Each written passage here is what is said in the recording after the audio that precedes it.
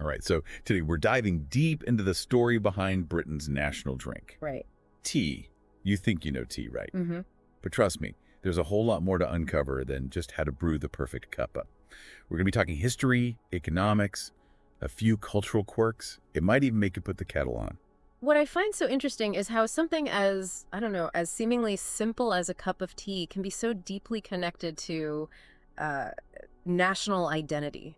It's true. Like, this is a beverage that crossed continent, right? It Huh. sparked wars, fueled empires, and became, well, it's a cornerstone of so many social rituals. And can you imagine, like back in the 17th century, telling someone that this leaf would become as quintessentially British as, well, I don't know, the monarchy itself? I mean, They'd probably think you were crazy. absolutely. I mean, tea wasn't exactly what's the word?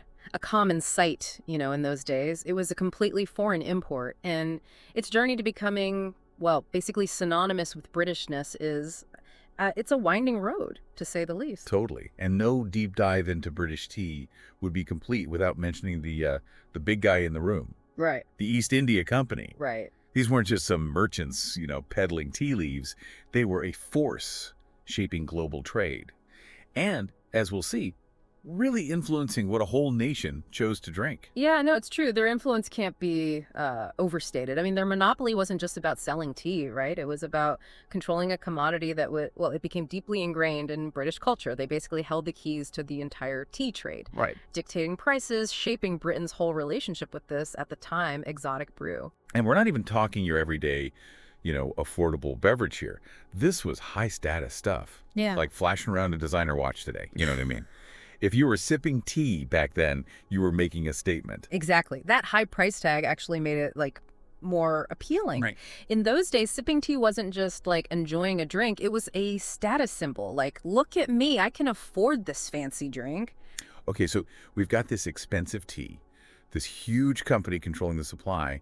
So how does it actually become the drink of everyone? Right. This is where it gets interesting. It is a fascinating story. I mean, we have royal influence, a growing middle class, a little bit of smuggling. Wow. We even have a queen who could, what do they say, rival any modern influencer. I know. We're talking, of course, about Catherine Braganza. I mean, she was the original trendsetter when it came to tea. This Portuguese queen, she was married to King Charles II, brought her love of tea to the English court, and, well, the rest is history.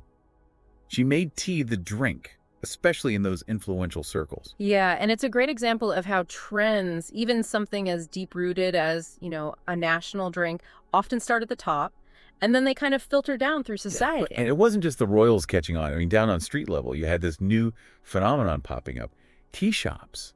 Yes. And this is where things really change, because suddenly tea isn't only for the elite anymore. Exactly. And think about it, right?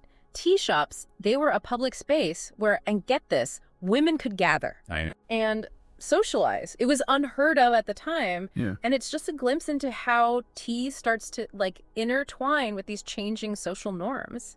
And you know what happens when something gets popular? Everybody wants in. Everybody wants it, even if it means, well, bending the rules a little. Yeah. So while the East India Company was busy, controlling the official tea trade, you had this new kind of entrepreneur popping up, the tea smugglers. Totally. And it's a testament to how much people wanted their tea. Like they were willing to break the law to get it cheaper. Absolutely. Which is wild. It really shows you how much this drink had a hold of, I don't know, the hearts, the minds, the taste buds of the nation. But I'm getting ahead of myself. Yeah. What happens next in this whole saga of tea, empire, and a nation's, well, insatiable thirst? Right. We'll uncover it all right after this. Well, the government, they eventually realized that trying to, stop this tea obsession, it was like trying to hold back the tide. Right. You can't really do it. So they did what any, I guess, savvy ruler would do. They hopped on board. Yeah. They slashed those taxes, made tea even more accessible to the everyday person. And it's such perfect timing, right? Because this is all happening when the Industrial Revolution is kicking off. Exactly. You got those long hours in the factories, and suddenly tea breaks, they're not just about being social. Right. They're about, well, keeping the workforce going. I know. It's like tea fueled, those engines of industry in a way. Yeah. But this is where our deep dive, I think, takes a little bit of a serious turn. Okay. We've been looking at the rise of tea, right? The social rituals, the smugglers. Yeah. But there's another side to this whole story, one we can't ignore. Yeah. You could say there's, well, an empire lurking at the bottom of our teacup. Hmm. It's true. And as your research points out, you can't really talk about British tea culture without talking about, well, the impact of empire. Those, Okay. those cozy cups and polite conversations we think of, Right. they're happening against a backdrop of global events that are anything but cozy.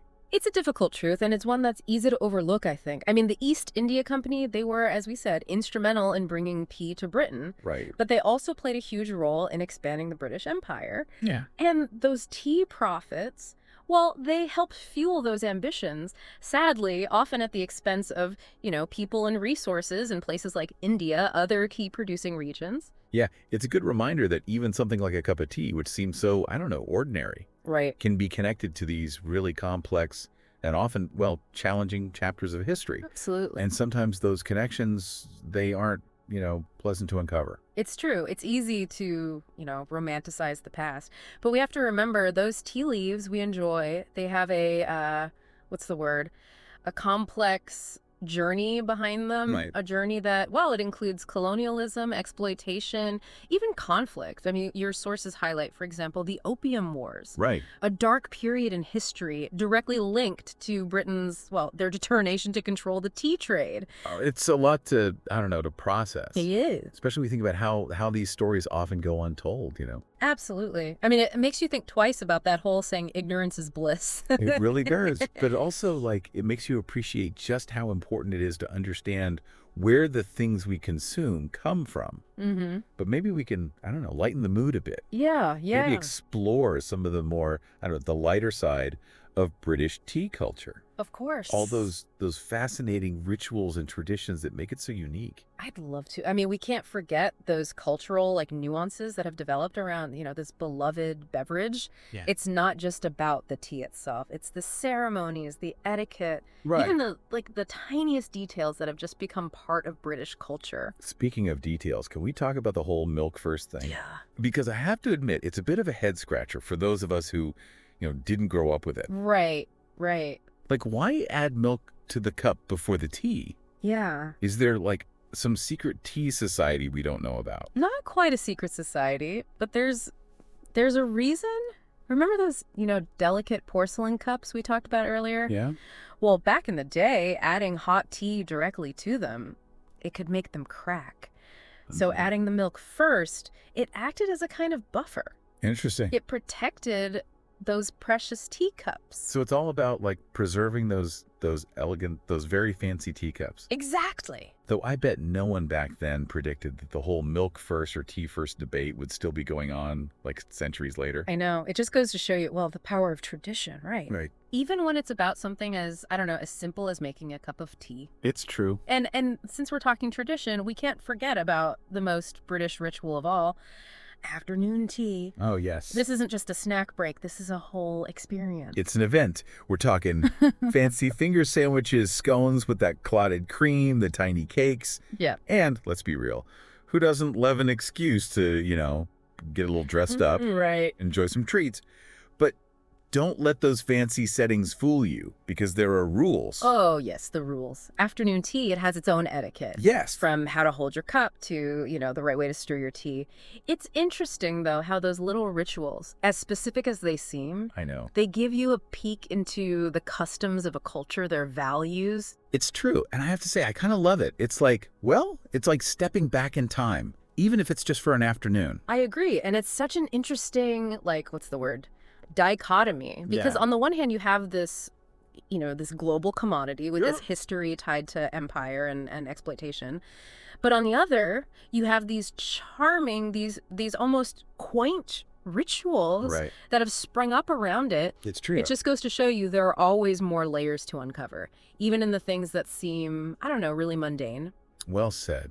Oh. But I'm curious, how does all of this, how does it connect back to us, Right. to the everyday tea drinker? Right. What are we supposed to take away from this whole wild ride through history, empire, those all-important tea rituals? Yep. We'll unpack it all right after this.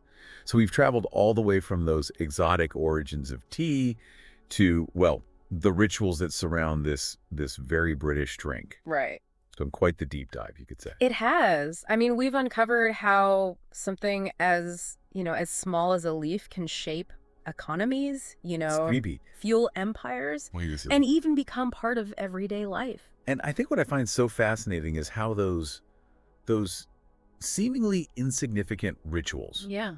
like whether you add your milk first or you meticulously arrange your finger sandwiches, Right. they say a lot about a culture's values. It's like, I don't know, it's like every cup holds a little piece of history. Absolutely. I mean, Yeah. these traditions often passed down, for generations. Right. They reveal a lot about customs, class, even like a society's whole view of time and pleasure. Hmm. It's a good reminder that even The most ordinary. the most ordinary things can have these extraordinary depths. It's true. So often we just go about our day, right? Right. Sipping our tea, and we don't even realize like the journey it took to get there, the people, the trade routes, Well, the everything. influences. It's a global story. Yeah. And we're all, I guess you could say, Yeah, a yeah. part of it. And it's a story that's still like unfolding, I mean, Oh. think about how we consume tea today. Yeah, it's so different. The varieties, the ethical considerations, No. even the way social media,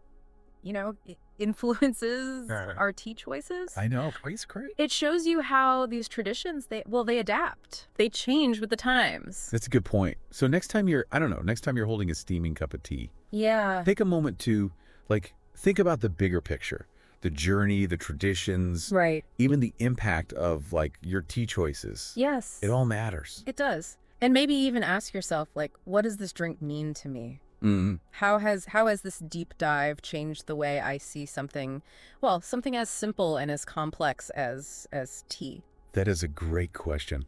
Well, I think we've reached the bottom of our teacup, at least for today. I think so. We've talked about the history, the rituals, the impact, and hopefully we've left you with, I don't know, a new appreciation A new perspective. for this incredible drink. It's been a pleasure joining you on this deep dive. The pleasure was all mine.